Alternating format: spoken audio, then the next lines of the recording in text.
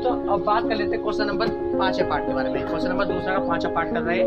इससे पहले first, second, third और फोर्थ कंप्लीट कर लिया है। तो क्वेश्चन नंबर 5 क्या कह रहा है, किराए पर एक पुस्तक देने वाले किसी पुस्तकालय का प्रथम दिनों का नियत किराया तथा उसके बाद प्रत्येक अतिरिक्त दिन का अलग किराया सरिता ने 7 दिनों तक एक पुस्तक रखने के लिए 27 रुपए अदा किए, जबकि सुशी ने एक पुस्तक 5 दिनों तक रखने के लिए 21 रुपए अदा किए। तो नियत किराया तथा अतिरिक्त किराया ज्ञात कीजिए। तो हमें क्या बताना है, नियत किराया बताना है और अतिरिक्त किराया बताना है। तो पहले इस क्वेश्चन को विस्तार से समझते हैं। जब क्वेश्चन करते हैं, देखो क्वेश्चन क्या कह रहा है कि मान ले एक पुस्तकालय है, ठीक है, जहाँ हमें पुस्तक क्या मिलती है, किराए पे मिलती है, ठीक है। अब मैं पुस्तक लेने किराए पे गया, मान लो कोई भी हमारी क्या जा रही है, सरिता जा रही है।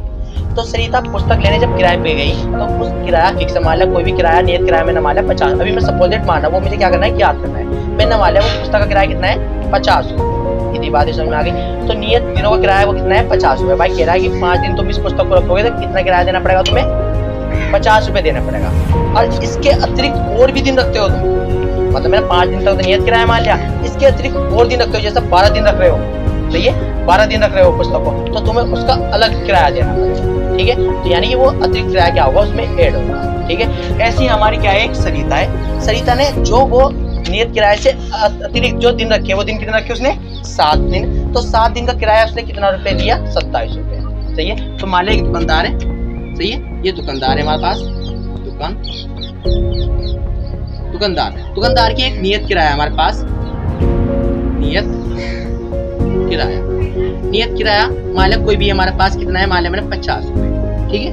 और वो कह रहा है अगर ये नियत किराया दिनों का है, ठीक है, अगर तुम अतिरिक्त दिन रखते हो, दिन क्या रख रहे हो, अतिरिक्त, तो तुम्हें अलग किराया देना पड़ेगा। तो सरिता ने कितने दिन रखी, 7 दिन, और रुपए कितने दिए उसने, 27। समझ में आ गई बात, ठीक है।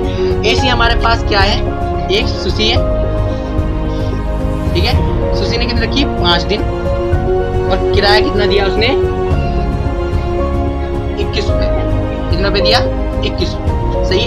तो हमें क्वेश्चन में बताना है कि वो नियत किराया जो मैंने मान लिया 50 रुपए था, और जो अतिरिक्त किराया उसने दिया है 27 रुपए, तो वो एक दिन का किराया, एक पुस्तक किराया कितना था, अतिरिक्त। इतनी बात समझ में आ गई। तो हमें नियत किराया और अतिरिक्त किराया क्या करना है, क्या करना है, सही है। तो चलो माना कर लेते हैं, माना, ठीक है। पुस्तक का नियत किराया कितना मान लिया मैंने, x, और पुस्तक का अतिरिक्त किराया मैंने कितना मान लिया, y। तो चलो नियत किराया मान लेते हैं, लिख देते हैं नियत किराया कितना मान लिया मैंने, x, और अतिरिक्त किराया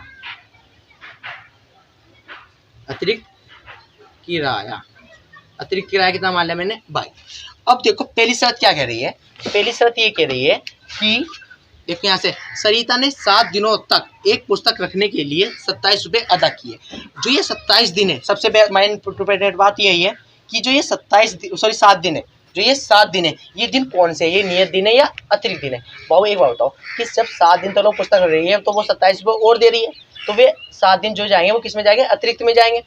सिंपल सी बात है कि नियत किराया का तो नियत दिनों के पैसे तो ऑलरेडी दुकान पे दे के आई होगी, जब वो बुक लेके आई होगी वहाँ से किराए से। अब ऐसे कोई फ्री में बुक उठा ले होगी वहाँ से, तो बुक तो बुक के प्लेट तो दे के आई होगी। तो जो बस 7 दिन वो रख रही है पुस्तक को, उसको कितने रुपए किराया दे रही है, वो 27 रुपए। तो पहले हम ये बात लिख देते हैं, स्थिति 1 क्या कह रही है, सरिता ने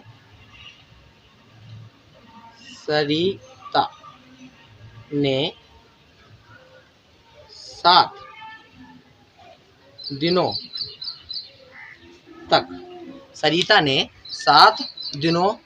तक एक पुस्तक रखने के लिए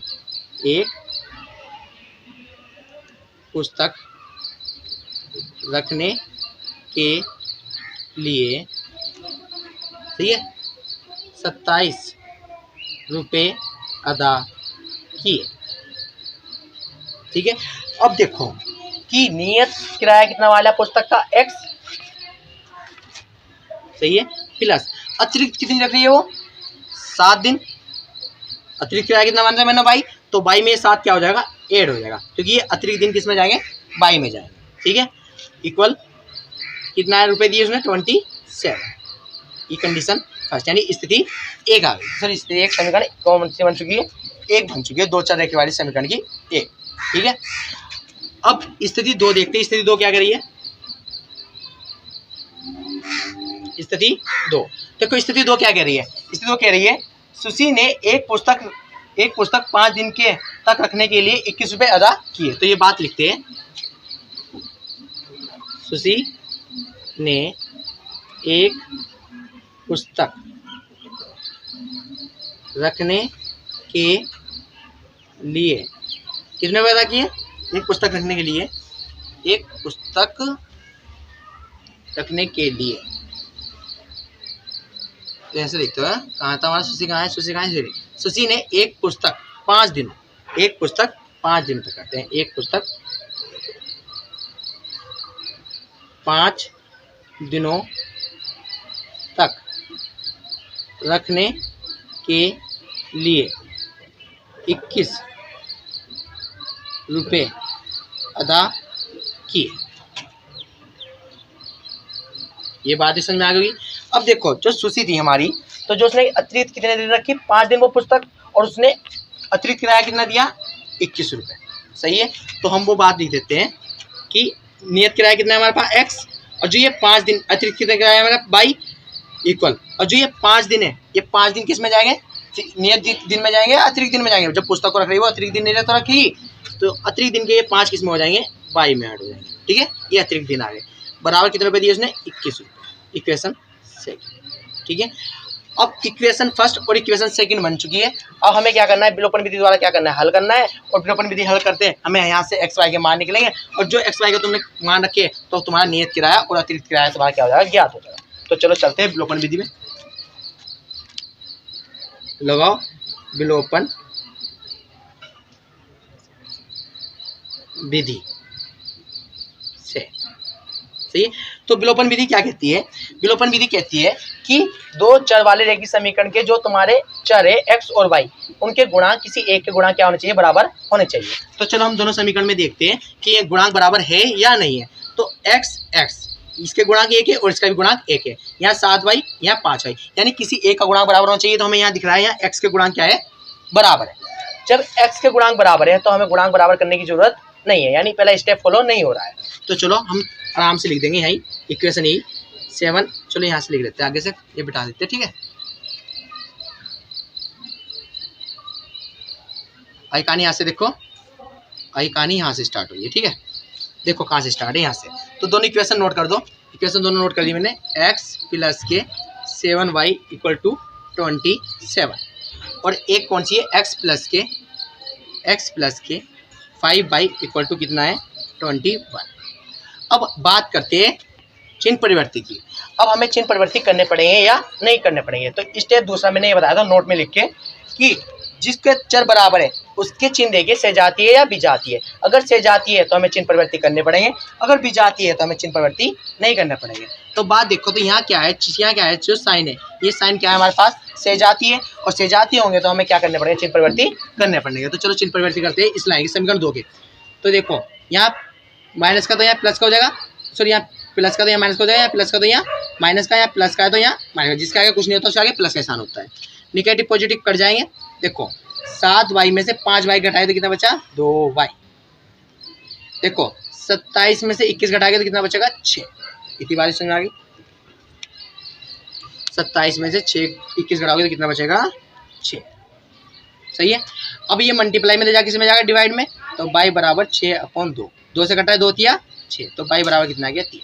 यानी अतिरिक्त किराया कितना आ गया हमारे पास? 3। सही है, अतिरिक्त किराया आया 3 रुपये। अब हमें चाहिए x की वैल्यू, तो y का मान उठा के किसमें रख दो? समीकरण 1 में रख दो या समीकरण 2 में रख दो, किसी में रख दो, वहां से x का मान निकालो। चलो y का मान उठा के मैं समीकरण 1 में रख रहा हूँ। y बराबर 3 समीकरण 1 में रखने पर, तो समीकरण 1 कौन सी हमारे पास? ये नोट कर देते हैं 27। अब y की वैल्यू कितनी आई है? 3। तो इस y की जगह कितना हो जाएगा? 3 पुट हो जाएगा। तो x प्लस के 7 मल्टीप्लाई 3 इक्वल टू 27। अब देखो x 7 की मल्टीप्लाई 3 में करोगे तो कितना आएगा? 21। 7 3 जा 21 इक्वल टू 27। इधर प्लस का इधर जाके किसका हो जाएगा? माइनस का हो जाएगा। तो x equal to 27 upon sorry जब प्लस कर जाएगा माइनस कर जाएगा 21। तो जब माइनस करोगे तो यहाँ से कितना बचेगा 6। तो नियत किराया कितना है 6 रुपये।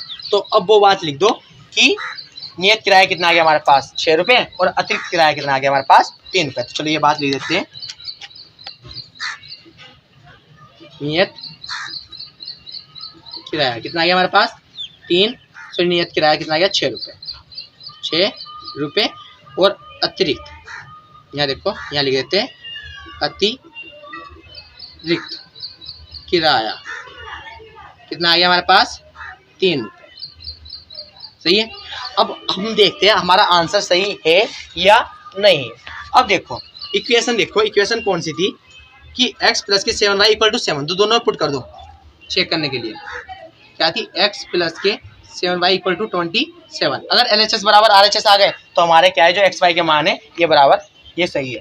तो देखो नियत किराया कितना है 6 रुपये यानी x की वैल्यू कितनी है 6। तो x कितना आ गया 6 प्लस 7 एक मल्टीप्लाई बाई की वैल्यू कितनी है 3 तो equal 27।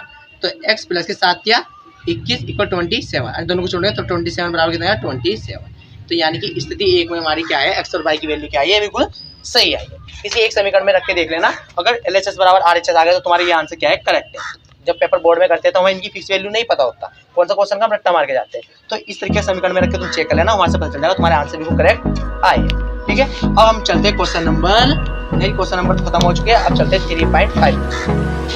Tell me pretty lies, look me in the face, tell me that you love me, even if it's fake.